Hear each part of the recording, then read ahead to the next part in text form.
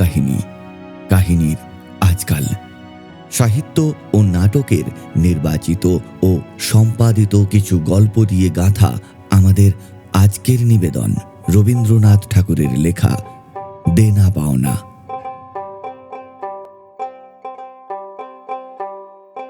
রচনা রবীন্দ্রনাথ ঠাকুর, নির্দেশনা, poster design ও আবহ সঙ্গীতে আমি ইন্দ্র, সামগ্রিক ভাবনা, সম্পাদনা ও গল্প পাঠে অজয়, অন্যান্য চরিত্রে ঐশিকী, জেয়া, ইন্দ্র, স্বস্তিক, অর্পিতা ও ঐস্মিক।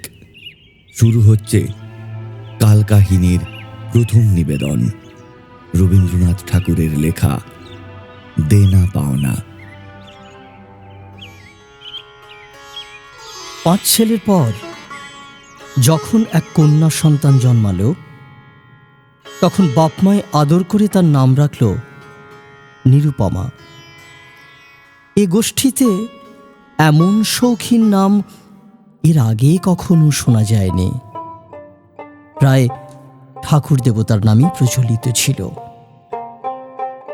এখন নিরুপমার বিয়ের প্রস্তাব চলছে। তার পিতা রামসুন্দর মিত্র অনেক খোঁজ করেও মনের মতো পাত্র কিছুতেই পায় না। অবশেষে মস্ত এক রায় বাহাদুরের ঘরের একমাত্র ছেলের সন্ধান পেয়েছেন তিনি। উক্ত রায় বাহাদুরের পৈতৃক বিষয় আশয় যদিও অনেক ক্ষয়ে এসেছে, কিন্তু বনেদি ঘর বটে। পাত্রপক্ষ থেকে 10,000 টাকা পণ এবং বহুল দান সামগ্রী চেয়ে বসল। রামসুন্দর কিছুমাত্র না করেই তাতে সম্মত হলেন, কিন্তু কিছুতেই টাকার জোগাড় আর হয় না। বাধা দিয়ে বিক্রি করে অনেক চেষ্টাতেও 6,7 বাকি রইল।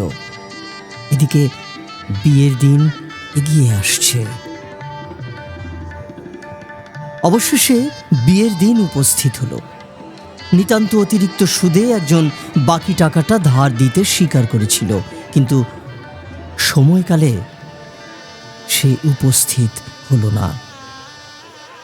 বিবাহ সভায় একটা তুমুল গোলযোগ বেঁধে গেল। রামসুন্দর রায় বাহাদুরের হাতে পায়ে ধরে বললেন, শুভ কাজটা মিটে গেলে আমি নিশ্চয়ই টাকাটা শোধ করে দেব। টাকা হাতে না পেলে বর সভাস্থ করা যাবে না। এই দুর্ঘটনায় অন্তঃপুরে একটা কান্না পড়ে গেল। এই গুরুতর বিপদের যে মূল কারণ, সে চেলি পরে, গয়না পরে, কপালে চন্দন লেপে চুপ করে বসে রইল। ভাবি শ্বশুরকুলের প্রতি যে তার খুব একটা ভক্তি কিংবা অনুরাগ জন্মেছে তা বলা যায় না। ইতিমধ্যে একটা সুবিধে হলো। বর সহসা তার পিতৃদেবের অবাধ্য হয়ে উঠল। সে বাবাকে বলে বসল, কেনা বেচা দরদামের কথা আমি বুঝি না। বিয়ে করতে এসেছি, বিয়ে করে যাব। বাবা যাকে দেখছে তাকেই বলছে, দেখেছেন মশাই আজকালকার ছেলেদের ব্যবহার? শাস্ত্র শিক্ষা, নীতি শিক্ষা একেবারেই নেই কাজে। বর্তমান সময়ে শিক্ষার বিষময় ফল নিজের সন্তানের মধ্যে প্রত্যক্ষ করে রায়বাহাদুর হতোদ্যম হয়ে বসে পড়লেন। বিবাহ এক প্রকার বিষণ্ণ নিরানন্দভাবে শেষ হল। শ্বশুরবাড়ি যাবার সময় নিরুপমাকে বুকে টেনে রামসুন্দর আর চোখের জল ধরে রাখতে পারল না। ওরা কি আর আমাকে আসতে দেবে না বাবা? আহা, কেন আসতে দেবে না মা? আমি নিজে তোকে নিয়ে আসবো। রামসুন্দর প্রায়ই মেয়েকে দেখতে যায়, কিন্তু বেয়াই বাড়িতে তার কোনো প্রতিপত্তি নাই। চাকরগুলো পর্যন্ত তাকে নিচু নজরে দেখে। অন্তঃপুরের বাইরে একটা স্বতন্ত্র ঘরে 5 মিনিটের জন্য কোনোদিন মেয়েকে দেখতে পান, কোনোদিন বা তাও পান না। কুটুম গৃহে এমন করে অপমান তো রোজ সওয়া যায় না। রামসুন্দর স্থির করলেন যেমন করে হোক টাকাটা শোধ করে দিতে হবে। কিন্তু যে ঋণভার কাঁধে চেপেছে তারই ভার সামলানো দুঃসাধ্য।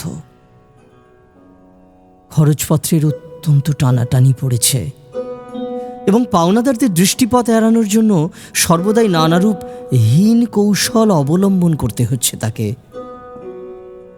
এদিকে শ্বশুরবাড়ি উঠতে বসতে মেয়েকে খোঁটা লাগায়। বাপের বাড়ির নিন্দা শুনে ঘরে দ্বার দিয়ে অশ্রু বিসর্জন তার নিত্যক্রিয়ার মধ্যে দাঁড়িয়েছে। বিশেষত শাশুড়ির আক্রোশ আর কিছুতেই মেটে না। কেউ যদি বলে,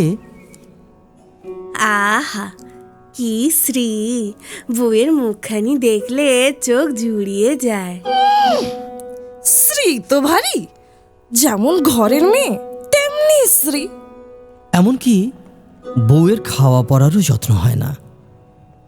যদি কোনো দয়াপরায়ণ প্রতিবেশী কোনো কোনো ত্রুটির উল্লেখ করে, শাশুড়ি বলে ওই ঢের হয়েছে। অর্থাৎ বাপ যদি পুরো দাম দিত তবেই মেয়ে পুরো যত্ন পেত। সকলেই এমন ভাব দেখায় যেন বধূর এখানে কোনো অধিকারই নেই, ফাঁকি দিয়ে প্রবেশ করেছে। বোধহয় কন্যার এই সকল অনাদর এবং অপমানের কথা বাপের কানে গিয়ে থাকবে। তাই রামসুন্দর বসতবাড়ি বিক্রয়ের চেষ্টা করতে লাগলেন। কিন্তু ছেলেদের যে গৃহহীন করতে চলেছেন সে কথা তাদের কাছে গোপন রাখলেন। স্থির করেছিলেন বাড়ি বিক্রি করে সেই বাড়ি ভাড়ায় নিয়ে থাকবেন। এমন কৌশলে চলবেন যে তার মৃত্যুর পূর্বেও এ কথা ছেলেরা জানতে পারবে না। কিন্তু ছেলেরা জানতে পারল। সকলে এসে কেঁদে পড়ল। বিশেষত বড় 3টি ছেলে বিবাহিত এবং তাদের কারোর বা সন্তান আছে। তাদের আপত্তি অত্যন্ত গুরুতর হয়ে দাঁড়ালো। তখন রামসুন্দর নানা স্থান থেকে বিস্তর সুদে অল্প অল্প করে টাকা ধার করতে লাগলেন। এমন হলো যে সংসার খরচ আর চলে না। নিরু বাপের মুখ দেখে সব বুঝতে পারল।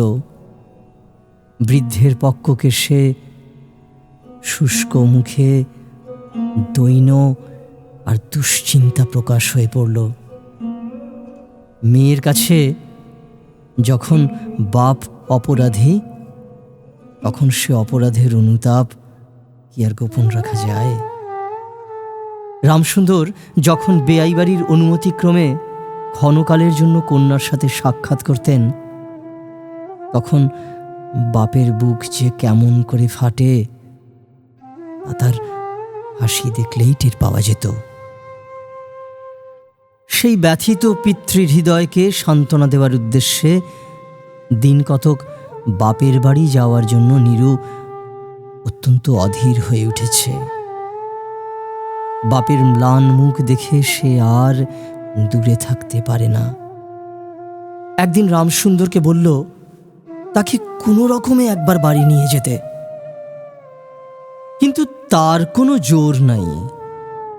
নিজের কন্যার উপরে পিতার যে স্বাভাবিক অধিকার থাকে তা যেন পণের টাকার পরিবর্তে বন্ধক রাখতে হয়েছে। এমনকি কন্যার দর্শন সেও অতি সসংকোচে ভিক্ষা চাইতে হয় এবং সময় বিশেষে নিরাশ হলে দ্বিতীয় কথাটি বলার মুখ থাকে না। কিন্তু মেয়ে নিজের থেকে বাড়ি আসতে চাইলে পিতা তাকে না এনে কি করে থাকে? তাই বেআইয়ের কাছে সে সম্বন্ধে দরখাস্ত পেশ করার আগে রামসুন্দর কত হীনতা কত অপমান, কত ক্ষতি স্বীকার করে যে 3,000 টাকা সংগ্রহ করেছিলেন, সে ইতিহাস গোপন থাকাই ভালো। নোট কখানি রুমালে জড়িয়ে চাদরে বেঁধে রামসুন্দর বেআইয়ের কাছে গিয়ে বসলেন। প্রথমে হাসি মুখে পাড়ার খবর বললেন, সে সম্বন্ধে অনেক আজগুবি আলোচনা করলেন। অবশেষে হুঁকোটি নামিয়ে রেখে তার কথা শুরু করলেন। হ্যাঁ হ্যাঁ বেয়াই, সেই টাকাটা বাকি আছে বটে। মানে ওই রোজই মনে করি, মানে যাচ্ছি অমনি হাতে করে কিছু নিয়ে যাই, কিন্তু ওই সময়কালে মনে থাকে নে। আর ভাই বুড়ো হয়ে গেছি। এমনি এক দীর্ঘ ভূমিকা করে পঞ্জরের 3খানি অস্থির মতো সেই 3টে নোট যেন অতি সহজে, অতি অবহেলায় বের করলেন। সবেমাত্র 3,000 টাকার নোট দেখে রায় বাহাদুর অট্টহাস্য করে উঠলেন। থাক থাক থাক বেআই, ওতে আমার কাজ নেই। এই সামান্য কারণে আমি আমার হাত দুর্গন্ধ করতে চাই না। এই ঘটনার পর মেয়েকে আনবার প্রস্তাব কারো মুখে আসে না। কেবল রামসুন্দর ভাবলেন যে সকল কুটুম্বিতার সংকোচ তাকে আর শোভা পায় না। মর্মাহতভাবে অনেকক্ষণ চুপ করে থেকে অবশেষে মৃদু স্বরে কথাটা পারলেন। কি বেয়াই, ওই মেয়েটাকে যদি কিছু। রায় বাহাদুর কোনো কারণ মাত্র উল্লেখ না করে বললেন, না না না না না, সে এখন আর হচ্ছে না। এই বলে কর্মোপলক্ষে স্থানান্তরে চলে গেলেন। রামসুন্দর মেয়ের কাছে মুখ না দেখিয়ে কম্পিত হস্তে নোট কখানি চাদরের প্রান্তে বেঁধে বাড়ি ফিরে গেলেন। মনে মনে প্রতিজ্ঞা করলেন, যতদিন না সমস্ত টাকা শোধ করে দিয়ে অসংকোচে কন্যার উপরে দাবি করতে পারবেন, ততদিন আর বেআই বাড়ি যাবেন না। বহুদিন গেল। নিরুপমা লোকের উপর লোক পাঠায়, কিন্তু বাপের দেখা আর পায় না। অবশেষে অভিমান করে লোক পাঠানো বন্ধ করল। তখন রামসুন্দরের মনে বড় আঘাত লাগলো, কিন্তু তবু তিনি গেলেন না। আশ্বিন মাস আসলো।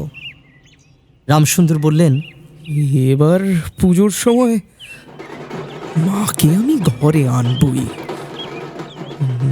না হলে। খুব একটা শক্ত রকম শপথ করলেন। পঞ্চমী কি ষষ্ঠীর দিন আবার চাদরের প্রান্তে গুটিকতেক নোট বেঁধে রামসুন্দর যাত্রার উদ্যোগ করলেন। 5 বছরের এক নাতি এসে বলল, দাদা, আমার জন্য কি গাড়ি কিনতে যাচ্ছিস? তারপর আবার 6 বছরের এক নাতনি এসে আবদার করল পুজোর নিমন্ত্রণে যাওয়ার মতো একখানা ভালো কাপড় কিনে দেওয়ার জন্য। রামসুন্দর তা জানতেন এবং সে সম্বন্ধে তামাক খেতে খেতে বৃদ্ধ অনেক চিন্তা করেছেন।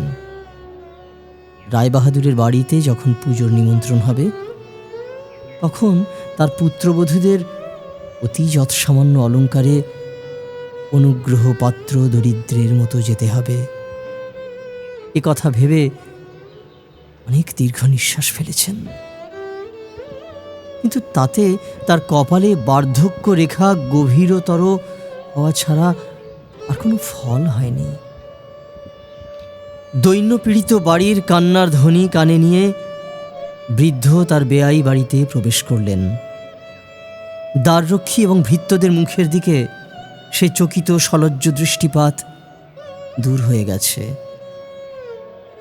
যেন তিনি নিজের বাড়িতে প্রবেশ করলেন। শুনলেন রায়বাহাদুর ঘরে নেই। কিছুক্ষণ অপেক্ষা করতে হবে। মনের ইচ্ছাস সংবরণ করতে না পেরে রামসুন্দর কন্যার সঙ্গে সাক্ষাৎ করলেন। আনন্দে দু চোখ দিয়ে তার জল পড়তে লাগলো। দুজন কেউ আর কথা বলতে পারে না। কিছুক্ষণ পর রামসুন্দর বলল, এবার তোকে নিয়ে যাব রে মা, আর কোনো গোল নাই, কোনো গোল নাই। বাবা, আমাদের তবে এবার পথে ভাসালে? কেন? তোদের জন্য এবার আমাকে নরকগামী হতে হবে নাকি রে? আমাকে কি তোরা আমার সত্যটাও পালন করতে দিবি নে? রামসুন্দর বাড়ি বিক্রি করে বসে আছেন। ছেলেরা যাতে কিচ্ছু না জানতে পায় তার সমস্ত ব্যবস্থা করেছিলেন। তবুও তা জেনেছে দেখে তাদের প্রতি অত্যন্ত রুষ্ট, বিরক্ত হয়ে উঠলেন তিনি। তার নাতি তার দুই হাঁটু সবলে জড়িয়ে ধরে মুখ তুলে বলল, দাদা, আমাকে গাড়ি কিনে দিলে না? নতশির রামসুন্দরের কাছে কোনো উত্তর না পেয়ে নীরুর কাছে গিয়ে বলল, ও পেশিমা, আমাকে একটা গাড়ি কিনে দেবে গো? নিরুপমা সমস্ত ব্যাপার বুঝে বলল, বাবা, তুমি যদি আর এক পয়সাও আমার শ্বশুরকে দাও তাহলে আর তোমার মেয়েকে দেখতে পাবে না, এই তোমার গা ছুঁয়ে বললুম। ছি মা, অমন কথা মুখেও আনবি নে। আর এই টাকাটা যদি না দিতে পারি তাহলে তো তোর বাপের অপমান রে, আর তার সাথে সাথে তোরও অপমান। টাকা যদি দাও তবেই অপমান? তোমার মেয়ের কি কোনো মর্যাদা নেই? আমি কি কেবল একটা টাকার থলি? যতক্ষণ টাকা আছে ততক্ষণ আমার দাম? না বাবা, এ টাকা দিয়ে তুমি আমাকে অপমান করো না। তাছাড়া আমার স্বামী তো এই টাকা চান না। তাহলে তোকে কি ওরা যেতে দেবে না মা? তোকে ওরা আমায় নিয়ে যেতে দেবে না? না দেয় তো কি করবে বলো? তুমিও আর নিয়ে যেতে যেও না। রামসুন্দর কম্পিত হস্তে নোট বাঁধা চাদরটি কাঁধে তুলে আবার চোরের মতো সকলের দৃষ্টি এড়িয়ে বাড়ি ফিরে গেলেন। কিন্তু রামসুন্দর এই যে টাকা নিয়ে এসেছিলেন এবং কন্যার নিষেধে সে টাকা না দিয়েই চলে গেছেন, এ কথা গোপন রইল না। কোনো স্বভাব কৌতূহলী দ্বারলগ্ন কর্মদাসী নীরুর শাশুড়িকে এই খবর ঠিক পৌঁছে দিল। এই কথা শুনে তার আর আক্রোশের সীমা রইল না। নিরুপমার পক্ষে তার শ্বশুরবাড়ি সরসজ্জা হয়ে উঠল। এদিকে তার স্বামী বিবাহের অল্পদিন পরে ডেপুটি ম্যাজিস্ট্রেট হয়ে দেশান্তরে চলে গেছেন। পাছে সংসর্গদোষে হীনতা শিক্ষা হয় এই ওজরে সম্প্রতি বাপের বাড়ির আত্মীয়দের সঙ্গে নীরুর সাক্ষাৎ সম্পূর্ণ নিষিদ্ধ। এই সময় নীরুর একটা গুরুতর রোগ হলো, কিন্তু সেজন্য তার শাশুড়িকে সম্পূর্ণ দোষ দেওয়া যায় না। শরীরের প্রতি সে অত্যন্ত অবহেলা করত। কার্তিক মাসে হিমের সময় সমস্ত রাত মাথার দরজা খোলা, শীতের সময় গায়ে চাদর নেই, আহারের নিয়ম নেই। দাসীরা যখন মাঝে মাঝে খাবার আনতে ভুলে যেত তখন তাদেরকে যে একবার মুখ খুলে মনে করিয়ে দেওয়া তাও সে করত না। সে যে পরের ঘরের দাস দাসী এবং কর্তা গৃহিণীদের অনুগ্রহের উপর নির্ভর করে বসে রয়েছে, এ কথা তার মনে বদ্ধমূল হয়ে গেছিল। কিন্তু এমন ভাবটাও শাশুড়ির সহ্য হতো না। যদি আহারের প্রতি বধূর কোনো অবহেলা দেখতেন তবে শাশুড়ি বলতেন, নবাবের ঘরের মেয়ে কি না, গরিবের অন্ন ওর মুখে রোচে না। কখনো বা বলতেন, দেখো না একবার ছিঁড়ি দেখো না, দিনে দিনে যেন পোড়া কাঠ হয়ে যাচ্ছে। রোগ যখন গুরুতর হয়ে উঠল তখন শাশুড়ি বললেন, ওর সমস্তই ন্যাকামি, কেবলই বাপের বাড়ি যাওয়ার ছল। অবশেষে একদিন নীরু সবিনয়ে শাশুড়িকে বলল, বাবাকে আর দাদাদের একবারটি দেখতে চাই মা। কেউ বললে বিশ্বাস করবে না, যেদিন সন্ধ্যার সময় নীরুর শ্বাস উপস্থিত হলো সেদিন প্রথম ডাক্তার দেখল, আর সেই দিনই ডাক্তারের শেষ দেখা হলো। বাড়ির বড় বউ মরেছে। খুব ধুম করে অন্ত্যেষ্টিক্রিয়া সম্পন্ন হলো। প্রতিমা বিসর্জনের সমারোহ সম্বন্ধে জেলার মধ্যে রায় বাহাদুরদের যেমন লোকবিখ্যাত প্রতিপত্তি আছে, বড়বুগের সৎকার সম্বন্ধে রায় বাহাদুরদের তেমন একটা খ্যাতি রটে গেল। এমন চন্দন কাঠের চিতা এ মুলুকে কেউ দেখেনি। এমন ঘটা করে শ্রাদ্ধ কেবল রায় বাহাদুরদের বাড়িতেই সম্ভব, এবং শোনা যায় এতে তাদের কিছু ঋণও হয়েছিল।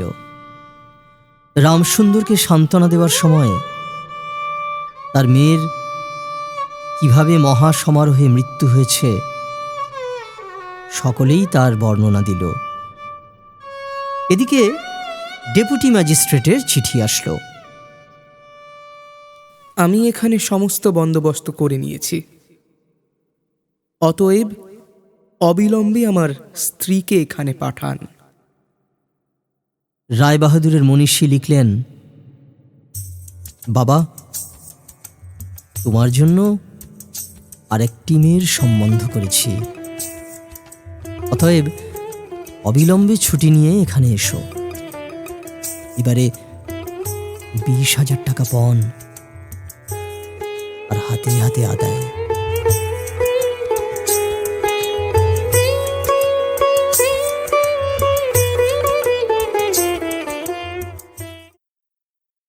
এতক্ষণ শুনলেন রবীন্দ্রনাথ ঠাকুরের লেখা দেনা পাওনা।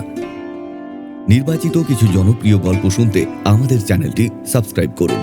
পাশে থাকা বেল আইকনটি ক্লিক করে অল নোটিফিকেশন অন করে দিন, যাতে দ্রুত আপনাদের কাছে আমরা পৌঁছে যেতে পারি আমাদের নতুন গল্প নিয়ে। তাহলে দেখা হচ্ছে আবার কানে কানে আগামী মাসের 3য় শনিবার।